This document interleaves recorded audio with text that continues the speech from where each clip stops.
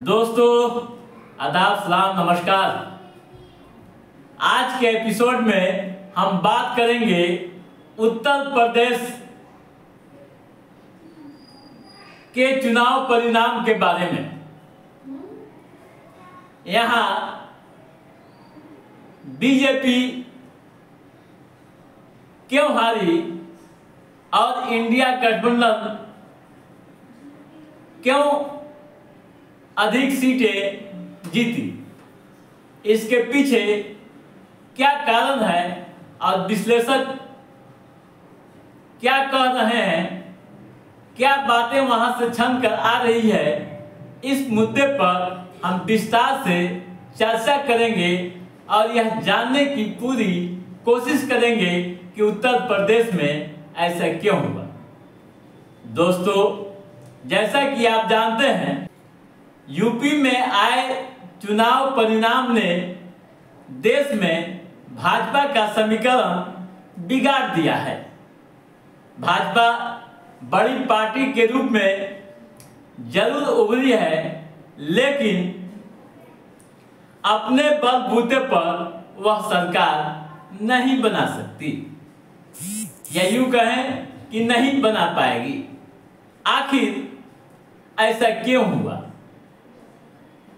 क्या कारण हो सकता है? जबकि 2 साल पहले विधानसभा चुनाव हुआ था तो बम्पर बहुमत बीजेपी को उत्तर प्रदेश में मिली थी। दोस्तों, हम तमाम मुद्दों, सियासी पहलुओं को विस्तार से बारी बारी से चर्चा करने जा रहे हैं। आप ध्यान से सुनिएगा और पूरा वीडियो अंत तक देखिएगा। दोस्तों, सीटें कम होने की वजह क्या क्या है, पहले हम इसको एक नजर में देख लेते हैं। 3 फैक्टर सामने आया है सीट कम होने के पीछे का। 3 फैक्टर क्या है बीजेपी का, जिस कारण बीजेपी की सीटें घटी है, वह 3 फैक्टर क्या है, पहले आइए उसे देखते हैं। पहला फैक्टर, मोदी यानी प्रधानमंत्री मोदी के फेस पर चुनाव लड़ना। भाजपा पिछले 10 वर्षों से सभी चुनाव, चाहे लोकसभा की बात करें या विधानसभा चुनाव की बात करें, सिर्फ एक ही चेहरा सामने लाती है और वह प्रधानमंत्री नरेंद्र मोदी। यानी यूं कहें, प्रधानमंत्री मोदी के चेहरे पर ही चुनाव लड़ती रहती है, चाहे कोई भी चुनाव। यूपी के कई प्रभावी चेहरे भी हैं जिसे बीजेपी हमेशा नजरअंदाज कर देती है, और इस बार भी अपने प्रभावी चेहरे को नजरअंदाज करती रही, जिसका खामियाजा बीजेपी को भुगतना पड़ा। यानी बहुत कई ऐसे चेहरे थे जिन्हें तरजीह मिलनी चाहिए थी। ठीक है। दूसरा फैक्टर, सपा कांग्रेस का गठबंधन इस बार काफी प्रभावी रहा। जिलों में, यानी उत्तर प्रदेश के जिलों में सपा कांग्रेस लगातार समन्वय बैठक करती रही और एक दूसरे को खुद को जोड़ने का प्रयास करती रही और जोड़ी भी, जिसका असर चुनाव में दिखा। कांग्रेस के जो एजेंडे थे वे कामयाब होते दिखे। यानी समन्वय की जब बैठक होती थी, जब कोऑर्डिनेशन सेल की बैठक होती थी, उस बैठक के माध्यम से कांग्रेस के एजेंडे को आम आदमी तक पहुंचाने के लिए कई स्तर से प्लानिंग की गई, जिसका असर दिखा। और कांग्रेस का, यूं कहें कि कांग्रेस का एजेंडा आम जनता तक उतर गया और यह अंतिम समय तक कायम रहा। संवाद का जो सिलसिला था आम जनता के बीच, अंतिम समय तक कायम रहा, जबकि बीजेपी में यह बात नहीं दिखी। ठीक है। तीसरा फैक्टर, दोस्तों, तीसरा फैक्टर नेगेटिव कैंपेनिंग। से बड़ा नुकसान बीजेपी को हुआ। प्रधानमंत्री समेत बीजेपी के बड़े नेताओं ने पूरे चुनाव में केवल नेगेटिव कैंपेनिंग की, लेकिन जनता 10 साल का हिसाब जानना चाहती थी। 10 साल में आपने क्या किया, इसका कोई जवाब आपके पास नहीं था और जनता को नहीं बताया। जबकि विकासात्मक कार्यों की जानकारी बीजेपी को देनी चाहिए थी, जनता जाननी चाहती थी।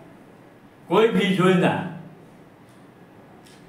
जो जनता को प्रभावित कर सके उसे उतारने की बात नहीं की गई, केवल विपक्ष की गलतियों को खोजा गया। विपक्ष के अंदर क्या खामियां थी उसे खोजा गया, जिसके अलावा नुकसान झेलना पड़ा। इसके अलावा दोस्तों, बीजेपी ने 40 अधिक सीटों पर पुराने चेहरे को मौका दिया था। उनको लेकर स्थानीय लोगों में काफी गुस्सा था। प्रत्याशियों का अंदरूनी विरोध भी हुआ, बावजूद बीजेपी इस विरोध को हल्के में लेती रही। ठीक है, ये एक मूल फैक्टर है। और आइए आगे बढ़ते हैं कि क्यों मिली अखिलेश या सपा या कांग्रेस को इतनी सीटें, इंडिया गठबंधन को सीटें मिलने का कारण क्या है। दोस्तों, जिस तरह की बातें वहाँ की सियासी गलियारों में हो रही है उस पर भरोसा करें तो पहला मामला युवाओं से शुरू होता है। यूं कहें कि सपा कांग्रेस गठबंधन ने यहाँ युवाओं पर फोकस किया। उत्तर प्रदेश में 20.41 लाख वोटर्स हैं और उसमें युवाओं को अपने एजेंडे में शामिल किया, प्राथमिकता दी। युवा प्रत्याशियों को भी मैदान में उतारा। बेरोजगारी, नौकरी, अग्निवीर व पेपर लीक का मुद्दा बखूबी उठाया, जिससे युवा जुड़ते चले गए। यह एक जीत का बड़ा कारण है। दोस्तों, और बता दें, दूसरा कारण जीत का यादव के नेता होने का जो थप्पा अखिलेश यादव पर लगा था वह इस बार नहीं लगा। काफी सोच समझ व सियासी हालात को देखते हुए अखिलेश सिंह ने इस बार के चुनाव में कदम उठाया था। मात्र 5 यादवों को ही टिकट उन्होंने इस बार के चुनाव में दिया। पहले हमेशा आरोप लगता रहा अखिलेश यादव पर कि केवल यादवों की बात करते हैं, यादवों के नेता है, लेकिन इस बार ऐसा नहीं हुआ। दूसरी बात, मुस्लिम तुष्टीकरण का आरोप नहीं लगा। यानी मुस्लिम तुष्टीकरण का आरोप हमेशा उन पर लगता रहा है कि ये मुसलमानों की बात करते हैं, मुसलमानों के लिए काम करते हैं। इस तुष्टीकरण से इस बार वे बचते रहे। पूरे उत्तर प्रदेश में मात्र 6 मुसलमानों को टिकट दिया गया। कितना? 6। और जातीय समीकरण के अनुसार प्रत्याशियों का बखूबी चयन हुआ, उसको पूरा ध्यान में रखा गया। ठीक है, जीत का एक ये भी कारण। अगला कारण भी समझ लीजिए, नेगेटिव एजेंडे से दूरी रहे। नेगेटिव एजेंडे से सपा कांग्रेस की दूरी लगातार रही। कैसे रही?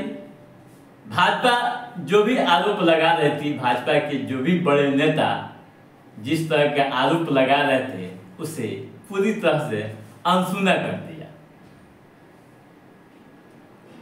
इसका भी असर चुनाव में दिखा। उसके बाद मुस्लिम वोट का एक तरफा गिरना।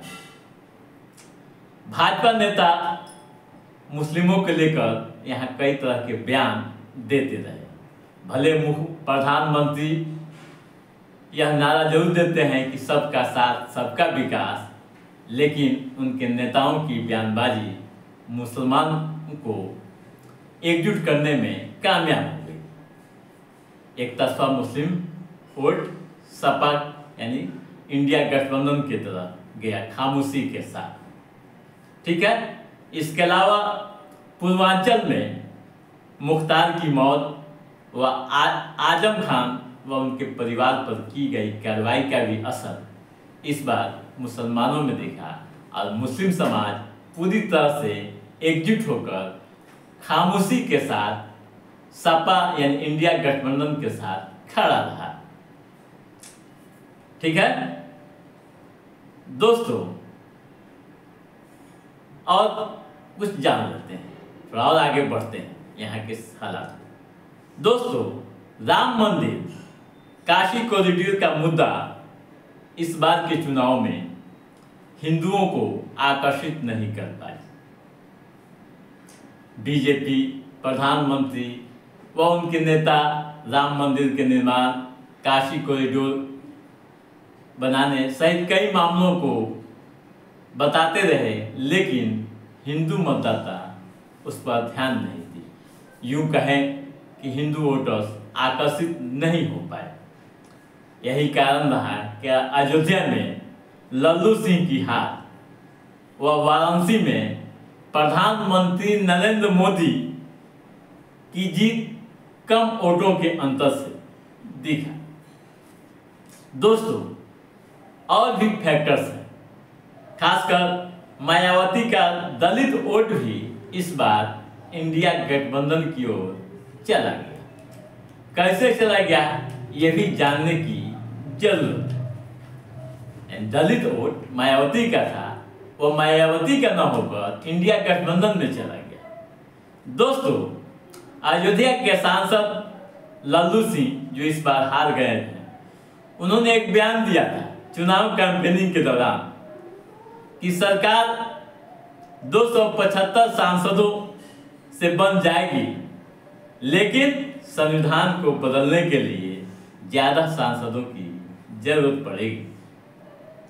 इस बयान को अखिलेश व राहुल गांधी ने हाथों हाथ लिया और जनता को बताया। कहा कि अगर भाजपा 400 पार करती है तो संविधान बदल देगी।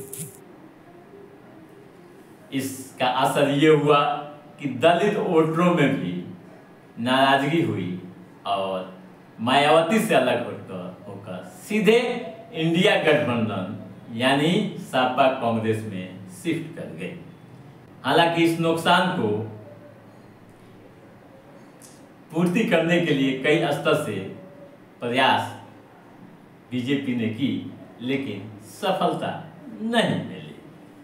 दोस्तों, ठाकुर समाज भाजपा से नाराज दिख रहा था। अखिलेश यादव ने जहां पीडीए का नारा दिया और समीकरण के अनुसार सबों को साथ लेकर चला, तो वहीं बीजेपी ठाकुरों के 50% प्रत्याशियों में कटौती कर दी।